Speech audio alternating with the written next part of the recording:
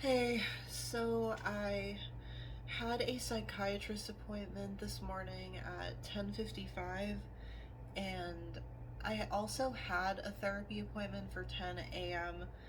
today, the same day originally, but it was canceled yesterday because of some scheduling conflicts on the therapist's end, I think.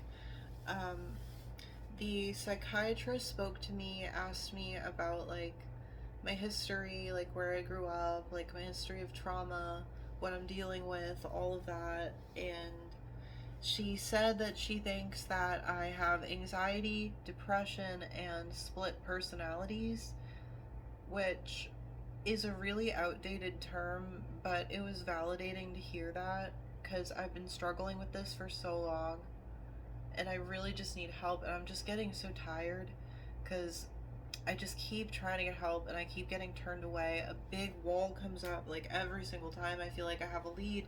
Anyway, she said that someone with the complexities that I have should not be seeking virtual care. I need to be seen in person, but it's kind of a struggle because most of the providers that I can find that take my insurance strictly do virtual care. And I also, because of the dissociation I experience, I haven't been able to get my license or, learn to drive a car. So I can't really get to a place in person very easily. And while I do have the transportational support of my parents to a degree, they're getting older and it's difficult for them to drive long distances. Like it will like physically hurts their bodies, like they get very tired easily. And um yeah, anyway, so she said that I should go to McLean Hospital because they have a good program for like people with DID. And I said that I've called them multiple times and I'm aware of that program, but one of the requirements for the program is that you already have a therapist and a psychiatrist. And although I've been really trying to get a therapist and a psychiatrist, I can't secure one because they think I'm too complex or I'm struggling to find one that I can see in person, either because I have transportation issues or there just aren't any that take my insurance that will see me that do in person visits. And she just said, well, why don't you just physically go there? As if I didn't just say that I have transportation issues.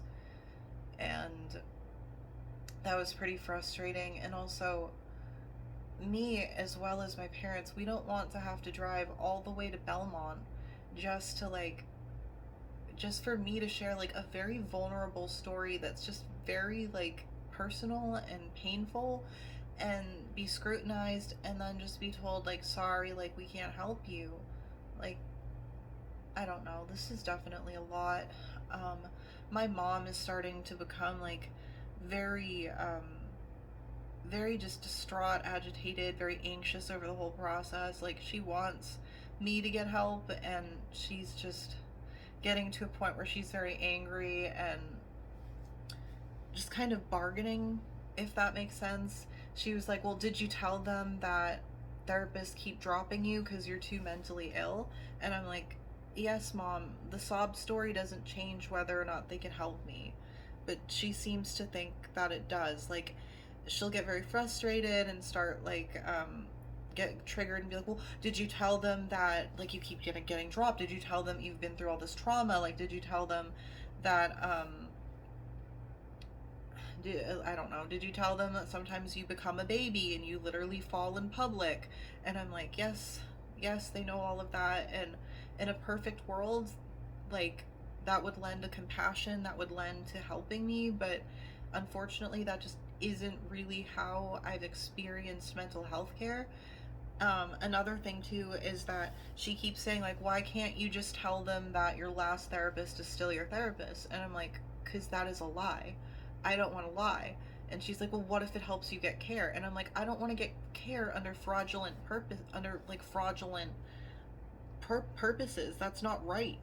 And um I don't know, like maybe I'm being like too rigid about it or literal. Like she said to me, because like a lot of the time in an intake they'll ask like, Do you currently have a therapist? And the answer is no, I don't currently have a therapist. And she's like, well, you don't have to tell them who you're currently seeing, just tell them who you saw in the past. And I'm like, why would I do that? The question is, who are you currently seeing for therapy, not who have you seen in the past. And with intake questions, sometimes they do ask both of those questions. Sometimes you're asked, like, who are you currently seeing for therapy? And then you're asked, have you been in mental health care in the past? Do you have any experience with therapy? If so, like who and like when and how long?